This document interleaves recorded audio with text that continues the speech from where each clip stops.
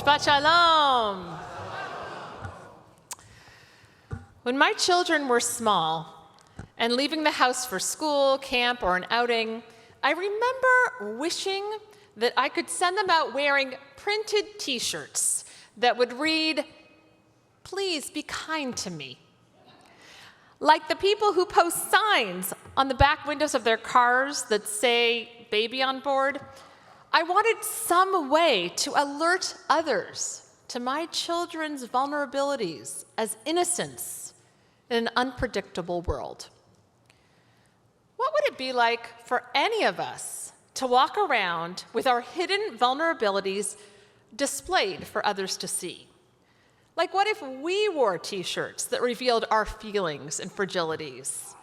They could say, "I need a hug," or "I'm grieving," or "I'm scared by the state of the world," or "I'm going through chemo," or "I could really use a good friend," or "Please be gentle with me."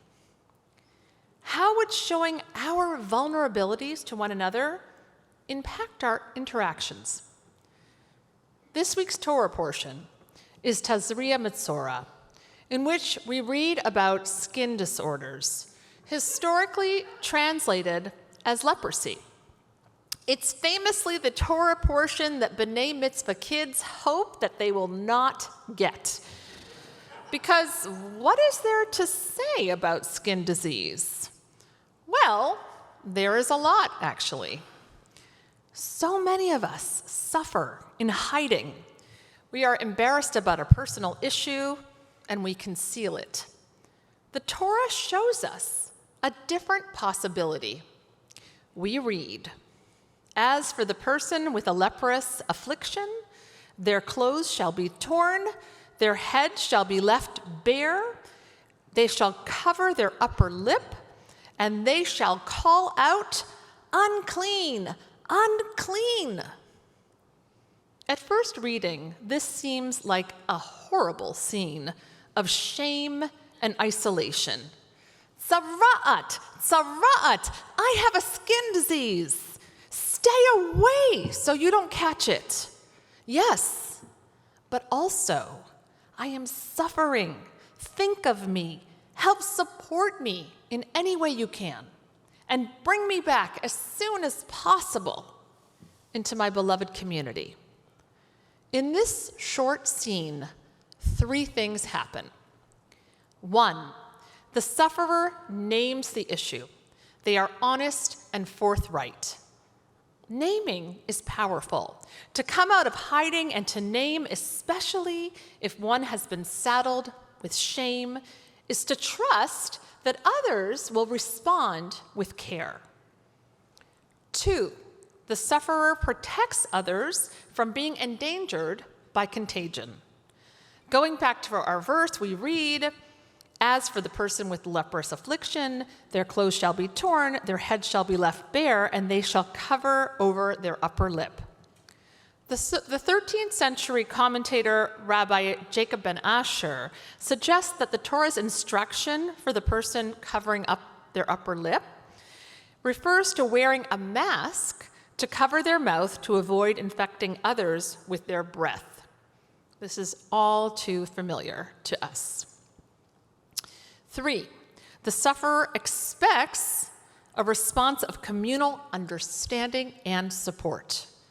In the case of the one with tzara'at, leprosy, we read that he is checked on by the priests who cleanse him.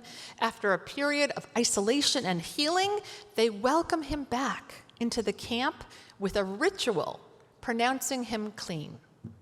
There is a whole mechanism, not just to protect the community, but to protect the sufferer. This person is pronounced clean again by an authority and brought back into the camp. The narrative isn't complete without the support and the responsibility of the community. There is a story about Judah Hanasi, whom tradition deems as the final editor of the Mishnah. Once, Judah Hanasi was so absorbed in giving a lecture that he thoughtlessly shamed a student. who smelled of garlic. The other students immediately understood and refused to allow their colleague to be alone in his vulnerability and shame. I imagine all of them insisting that they too smelled like garlic. And Judah Hanasi must have seen the wisdom in his students at this very moment, enacting his own teachings. As the Mishnah states, one must not separate themselves out from the community. As Jews, we live our lives in community. We pray together in minyan. We observe life cycle events together. We celebrate holidays together. We study together. We grieve together. Judaism gives us a mechanism to share our lives with each other, to see the fullness of the person in front of us, and to not let any one of us suffer alone. This is emphasized throughout Jewish history and through so many examples in our texts. In the Talmud, we read that all who entered the Temple Mount entered through the right. However, should a person enter from the left, he would be gently asked, "Why do you go round to the left?" If the person answered, "Because I am a mourner," they would say to him, "May God who dwells in this place be with you and comfort you."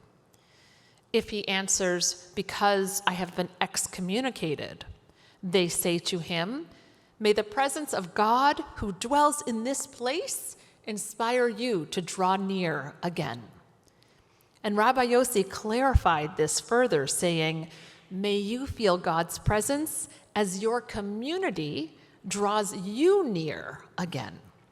In other words, the community has the potential to do the holy work of promoting healing and wholeness by bringing people back together.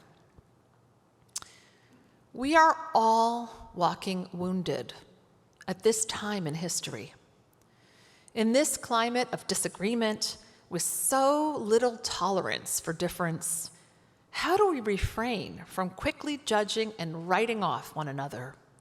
How can we be mindful that each of us is always a work in process?